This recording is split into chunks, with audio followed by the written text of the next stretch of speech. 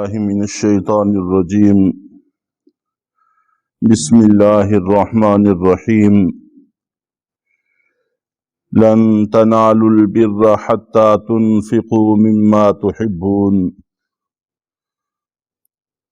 ہرگز تم نیکی کا کمال نہیں پا سکتے یہاں تک کہ اپنی محبوب چیزوں میں سے اللہ کے راستے میں خرچ کرو وَمَا تُنْفِقُوا مِن شَيْءٍ فَإِنَّ اللَّهَ بِهِ عَلِيمٌ اور جو کچھ بھی تم خرچ کرتے ہو یقیناً اللہ اس کو جانتے ہیں۔ قرآن پاک کی اس آیت کا خلاصہ اور لب لباب یہی ہے کہ صرف اپنی بچی کھچی چیزیں، ایسی چیزیں جو ہمارے استعمال کے قابل نہ رہیں، انہی کو اللہ کے راستے میں دینا یہ کافی نہیں ہے، بلکہ ایسی چیزیں جن کی ہمیں ضرورت ہے، جو ہمیں اچھی لگتی ہیں، جو ہمیں بھلی محسوس ہوتی ہیں، تو اس میں سے بھی کچھ اللہ کے راستے میں خرچ کرتے رہنا چاہیے۔ یہی نیکی کا کمال ہے۔ چنانچہ جس وقت یہ آیت نازل ہوئی تو صحابہ کرام رضوان اللہ تعالی علیہم اجمعین کی ایک لائن لگ گئی جو نبی پاک صلی اللہ علیہ وسلم کی خدمت میں حاضر ہوتے رہے اور اپنی پسندیدہ اشیاء اللہ کے راستے میں خرچ کرتے رہے۔ انصار مدینہ میں سے سب سے خوشحال حضرت ابو طلحہ رضی اللہ تعالی عنہ تھے، اور ان کا کھجوروں کا باغ تھا جو مسجد نبوی کے ساتھ تھا، بالکل آبادی کے اندر تھا، مسجد نبوی کے ساتھ تھا، اور اس کے اندر ایک کنواں تھا بیر ہا، جس کا ٹھنڈا میٹھا پانی تھا۔ باغ ہونا یہ بھی اس کے قیمتی ہونے کی علامت ہے، اور اگر اس کے اندر پانی کا کنواں بھی ہوتا تو پھر اس کی قیمت کو چار چاند لگ جاتے تھے، اس کی اہمیت بہت زیادہ بڑھ جاتی تھی۔ اور خود اللہ کے نبی صلی اللہ علیہ وسلم بھی بسا اوقات اس باغ میں تشریف لے جاتے اور اس بیر ہا کنویں کا پانی استعمال فرمایا کرتے تھے، اس پانی کو پسند فرماتے تھے۔ اسی کنویں کی مناسبت سے اس باغ کو بیر ہا کے نام سے یاد کیا جاتا تھا۔ تو نبی پاک صلی اللہ علیہ وسلم کی خدمت اقدس میں حاضر ہو کر عرض کیا کہ اللہ کے رسول، میرا اور بھی مال ہے لیکن یہ باغ مجھے ان میں سے سب سے زیادہ محبوب ہے، چنانچہ اس کو میں اللہ کے راستے میں خرچ کرنا چاہتا ہوں۔ تو نبی پاک صلی اللہ علیہ وسلم نے خوشی کا اظہار فرمایا اور فرمایا واہ واہ واہ واہ، یہ بڑا نفع بخش مال ہے، اور پھر فرمایا کہ اپنے عزیزوں میں سے چند ایک کے درمیان اس کو تقسیم کر دیں۔ چنانچہ حضرت ابو طلحہ رضی اللہ تعالیٰ عنہ نے اپنے عزیز و اقارب میں سے 3-4 لوگوں کے درمیان وہ پورا باغ جو اچھا خاصا بڑا تھا تقسیم کر دیا۔ اس سے ہمیں یہ بات بھی معلوم ہوتی ہے جو اس وقت کے ہمارے عمل کے بالکل خلاف ہے، مختلف ہے، ہمارا عمل اور ہے اور یہاں سے جو تعلیم ہمیں ملتی ہے وہ اور ہے۔ زکوٰۃ صدقات دینے کا مقصد اصل میں ہمارے ذہن میں نہیں ہوتا۔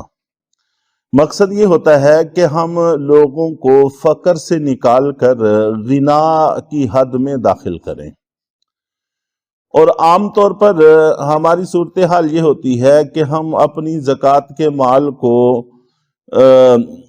جو چھوٹے نوٹوں میں تقسیم کر کے رکھ لیتے ہیں، پھر لوگ آتے رہتے ہیں، کوئی 100 50 تو بڑی زیادہ ہمت کریں 500، کسی کو 1000، تو یہ تقسیم کار کا سلسلہ جاری رہتا ہے۔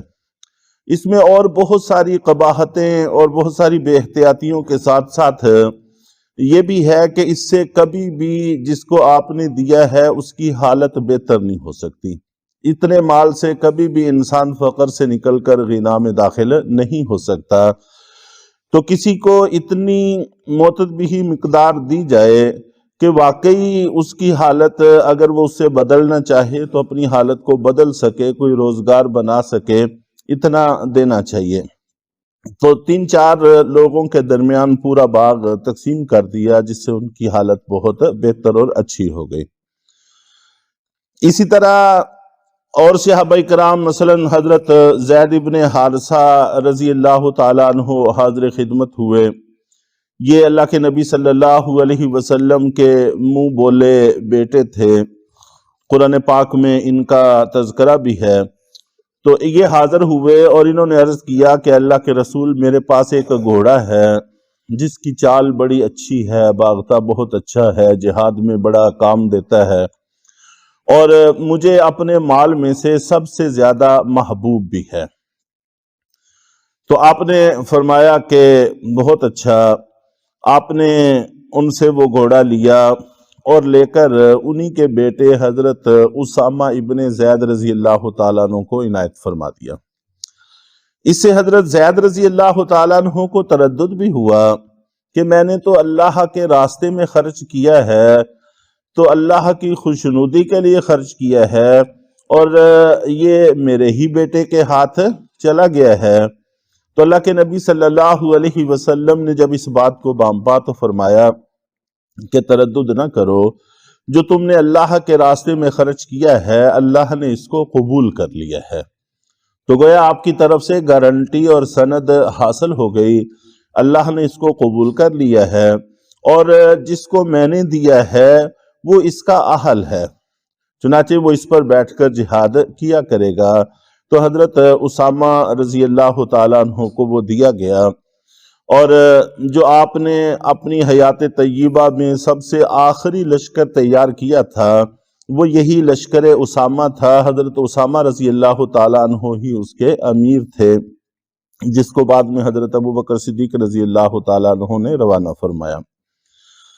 حضرت عبداللہ ابن عمر رضی اللہ تعالیٰ عنہ حاضر خدمت ہوئے۔ انہوں نے عرض کیا کہ اللہ کے رسول، میرے پاس جو کچھ بھی ہے ان میں سے میرے پاس ایک باندی ہے، رومی باندی، جو ہر اعتبار سے بہترین ہے اور مجھے پسند بھی ہے، تو میں اس کو اللہ کے راستے میں آزاد کرتا ہوں۔ چنانچہ ان کو آزاد کر دیا۔ اور حضرت عبداللہ ابن عمر رضی اللہ تعالیٰ عنہ فرمایا کرتے تھے کہ میری دی ہوئی چیزوں میں سے اگر مجھے اختیار دیا جائے کہ کسی چیز کو واپس لینا چاہو تو لے لو، تو میں اسی باندی کا انتخاب کرتا کہ اس سے نکاح کر لیتا۔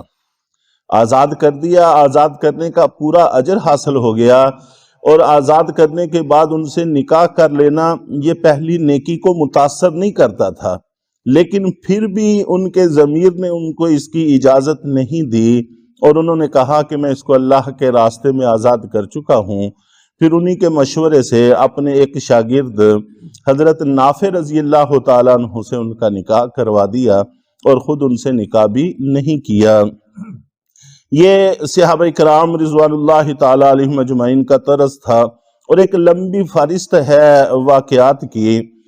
تو اسی فوراً عمل کا نتیجہ تھا کہ اللہ رب العزت نے ان میں سے ایک ایک شخص کو ایسا با کمال بنا دیا تھا کہ ایک دفعہ حضرت ابوبکر صدیق رضی اللہ تعالی عنہ نے حضرت خالد بن ولید رضی اللہ تعالی عنہ کو پیغام بھیجا، وہ ملک شام میں برسر پیکار تھے، کہ فلسطین کے پاس رملہ جگہ ہے، وہاں پر روم کا لشکر تیار ہو رہا ہے، اور فوراً جا کر ان کو روکو اور ان سے ٹکراؤ۔ وہاں جانے کا جو عام راستہ تھا وہ تقریباً 2 مہینوں کی مسافت پر تھا، اور صحرا کے اندر سے ایک راستہ تھا تو وہ تقریباً 17-18 دنوں میں طے پاتا تھا۔ لیکن صحرا کے اندر نہ کوئی سائے کا انتظام، نہ پانی کا انتظام، نہ کوئی اور کھانے پینے کی اشیاء، تو صحابہ کرام کو فرمایا کہ ہم اس صحرا کو عبور کریں گے تاکہ جلدی سے جلدی پہنچ سکیں۔ یہ گویا کہ فلسطین کے علاقے میں حق و باطل کا سب سے پہلا معرکہ تھا۔ تو صحرا عبور کریں گے۔ صحابہ کرام نے اور آپ کے لشکر نے عرض کیا کہ امیر اس میں تو جان کا خطرہ ہے، ہم راستے میں بھوک اور پیاس ہی سے گرمی سے ہی مر جائیں گے۔ تو فرمایا کہ ہمارے لشکر میں رافع ابن عمارہ ہیں، اور جس لشکر میں ایسا شخص ہو وہ کبھی ہلاک نہیں ہو سکتا۔ تو گویا کہ وہ اسی اتباع اور دین کے پیروی کی وجہ سے اس کمال کو پہنچے ہوئے تھے کہ ان میں سے کسی ایک کا لشکر میں ہونا، علاقے میں ہونا سب کی حیات کا ضامن تھا۔ چنانچہ راستے میں یہ وقوع ہو بھی گیا کہ پانی سارا ختم ہو گیا۔ انہوں نے آ کر عرض کیا کہ امیر پانی تو ختم ہو گیا ہے اور اب تو جان کے لالے پڑ گئے ہیں۔ تو فرمایا کہ بلائیں رافع کو۔ تو ان کو بلایا گیا۔ ان کی آنکھیں اس وقت دکھنی آئی ہوئی تھی، ان کو نظر بھی نہیں آتا تھا۔ تو کہا کہ ہمارا پانی چاہیے۔ تو انہوں نے فرمایا کہ یہاں کوئی جھاڑیاں ہوں دو چار تو مجھے بتاؤ۔ تو انہوں نے بتایا کہ یہ فلاں جگہ پہ جھاڑیاں ہیں۔ تو کہا کہ وہاں مجھے لے چلو۔ وہاں گئے اور کہا کہ اس صحرا کو، ریت کو یہاں سے کھودو۔ کھودا تو اتنا زبردست وہاں سے چشمہ نکلا، پورا لشکر اس سے سیراب ہوا، پانی بھرا گیا اور وہ صحرا عبور کیا گیا اور جا کر وہ جنگ جیتی گئی۔ تو بہرحال یہ پھر باکمال شخصیات تیار ہوئیں جو اتباع کے نتیجے میں تھیں۔ اللہ تعالی ہم سب کو بھی اتباع کی توفیق بخشے۔ الحمدللہ رب العالمین۔